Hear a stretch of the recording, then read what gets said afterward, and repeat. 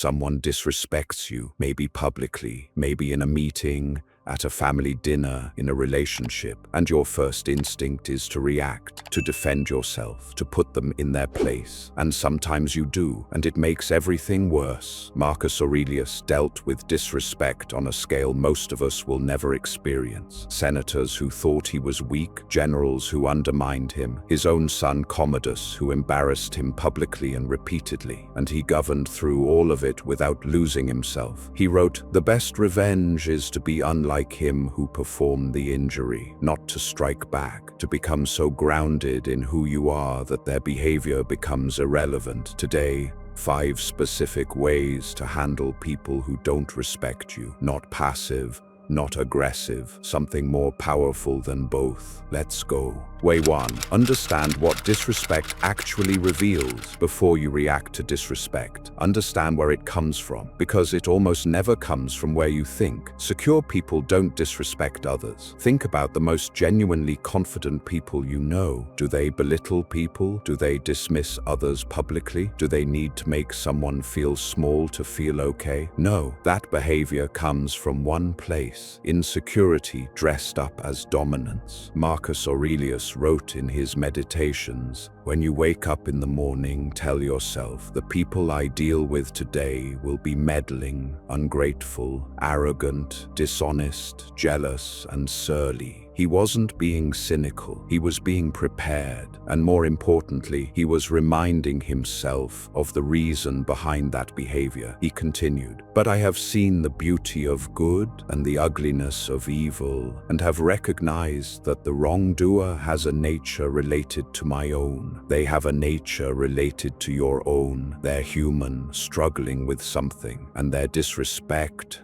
is a symptom of that struggle, not a verdict on your worth. When you see disrespect through that lens, something shifts. The sting is still there, but you stop taking it as truth about yourself and start seeing it as information about them. That shift is everything. Way 2. Control your reaction before you do anything else. Epictetus said something that should be written on every wall. Any person capable of angering you becomes your master. Read that again slowly. The moment someone's behavior controls your emotional state, they own you. They pulled the string, and you moved exactly how they wanted. Most people think reacting with anger is strength. It's the opposite. It's proof that they got to you, that they had power over you. The Stoic response is a pause, not because you're weak, because you're choosing your response instead of having it chosen for you. Viktor Frankl, who survived 4 Nazi concentration camps between 1942 and 1945, including Auschwitz, wrote in Man's Search for Meaning, "Between stimulus and response, there is a space. In that space is our power to choose our response." He wasn't quoting Stoicism directly, but he arrived at the same place through lived experience that makes most of our daily disrespects look trivial by comparison. That space between stimulus and response is where your power lives. Practice finding it. Even 2 seconds of pause before reacting changes everything. Way 3. Respond with dignity, never with equal disrespect. Here's what most people do. Someone disrespects them, they disrespect back. Someone goes low, they go lower. And they think that's standing up for themselves. It's not. It's just 2 people losing. Marcus Aurelius wrote, "The best revenge is to be unlike him who performed the injury." Unlike him, not the same as him, not worse than him. Unlike. When someone is rude and you remain calm, you're not being weak. You're demonstrating that their behavior has no power over yours. That's far more threatening to someone trying to destabilize you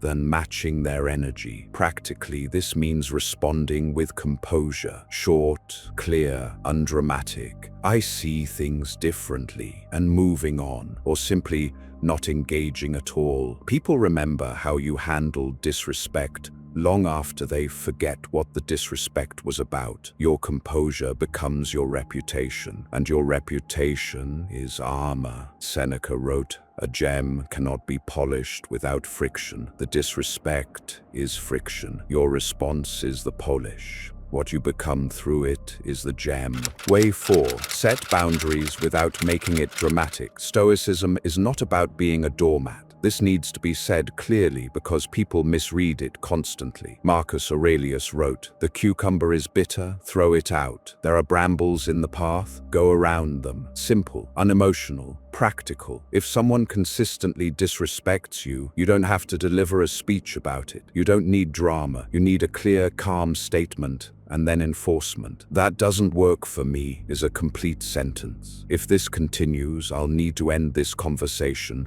is a complete boundary. No yelling, no explaining yourself for 20 minutes. No begging them to understand. The key distinction is this. Most people set boundaries emotionally, which weakens them. You're upset, so you explode, and now the boundary is tangled up with your hurt feelings, and the other person can dismiss the whole thing as you being emotional. The Stoic sets boundaries from a place of complete calm, which makes them undeniable. You're not reacting, you're deciding. There's a massive difference between those two things. Set the boundary, enforce it quietly, move on. Way 5. Use it as fuel, not as damage. This is the one that separates people who grow from people who get stuck. Every person who disrespects you is giving you something, either information about who they are, clarity about whether they belong in your life, or motivation. Michael Jordan was cut from his varsity basketball team at Laney High School in Wilmington, North Carolina in 1978